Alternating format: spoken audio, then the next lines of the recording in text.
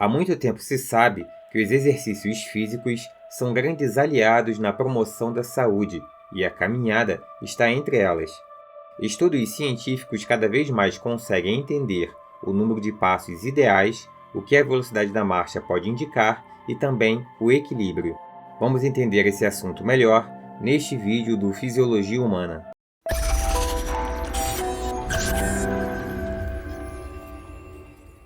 Nossa espécie existe há cerca de 250 mil anos. Durante a maior parte deste período, grande parte da população sempre precisou caminhar longas distâncias diariamente à procura de alimento e água.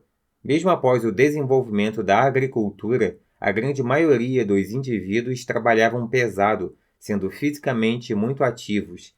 A modernização da sociedade permitiu o advento das mais variadas tecnologias, o que diminuiu muito a nossa atividade física. A caminhada e a corrida leve é algo muito natural aos humanos, sendo nós um dos animais mais capazes de percorrer grandes distâncias. Mesmo pequenos aumentos no número de passos diários estão associados a um menor risco de mortalidade em geral. Diversos estudos de meta-análise têm demonstrado a relação entre o número de passos dados e a diminuição da mortalidade.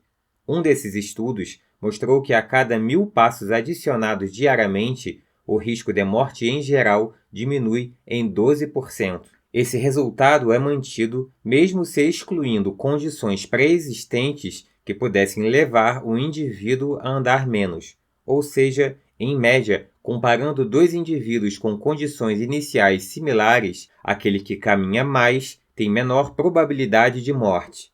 Bem, mas até quando se deve caminhar para se obter o máximo benefício? Os dados variam um pouco entre os estudos, mas ao que tudo indica, é próximo aos 10.000 passos, com fortes indícios que pode ser um pouco menos.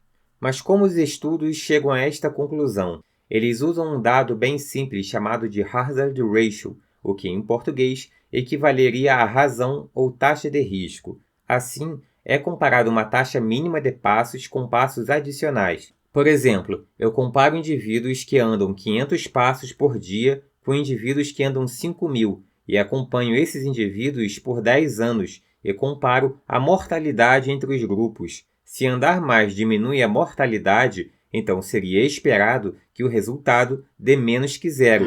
Afinal, vai morrer mais pessoas no grupo de baixo. E é exatamente isso que acontece. Vamos ver alguns desses resultados. Nesse estudo, foi identificado que o número de passos dados por dia é inversamente proporcional à mortalidade. Mas perceba que este efeito se dá até aproximadamente 10.000 passos, e andar mais do que isso não traz benefício adicional. A área em cinza é a variabilidade esperada do resultado. Este outro dado mostra a relação entre o número de passos dados e idade. Para menores de 60 anos na linha em vermelho, o resultado máximo na prevenção da mortalidade é obtido com cerca de 8.500 passos. Para indivíduos acima dessa idade, este efeito se dá entre 6.000 e 7.000 passos. Isso é de se esperar, pois há um declínio natural da capacidade física com o envelhecimento. Agora o mais curioso, a velocidade da marcha é um preditor de mortalidade. Em um estudo, foi solicitado aos participantes com mais de 65 anos que andassem por um corredor, e a velocidade com que andavam era medida. Esses indivíduos que realizaram os testes foram então acompanhados por 14 anos, e veja o que foi observado.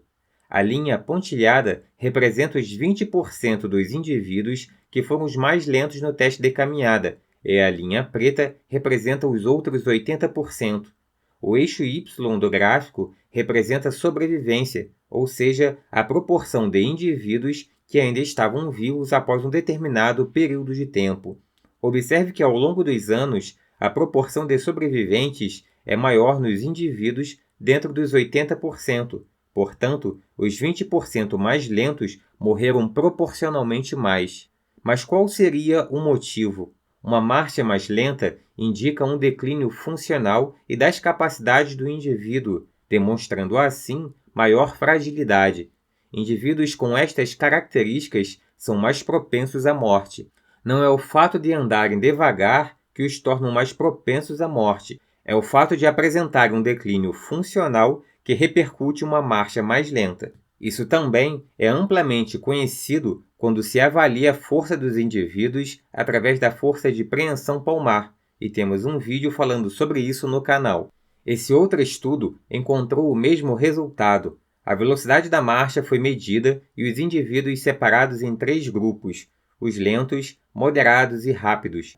Agora observe a mortalidade geral e veja que os indivíduos mais lentos morreram em maior proporção, tanto no geral como por doenças cardiovasculares. Por fim, mas não menos interessante, temos a relação entre equilíbrio e mortalidade. Em um estudo, foi solicitado aos indivíduos participantes que ficassem apoiados sobre uma perna só por 10 segundos, como ilustrado na imagem.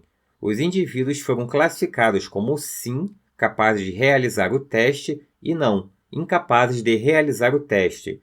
Após o teste, os participantes foram acompanhados por 7 anos. Observe que a capacidade de realizar o teste está diretamente relacionada à idade, com os indivíduos mais velhos com menor proporção de sims.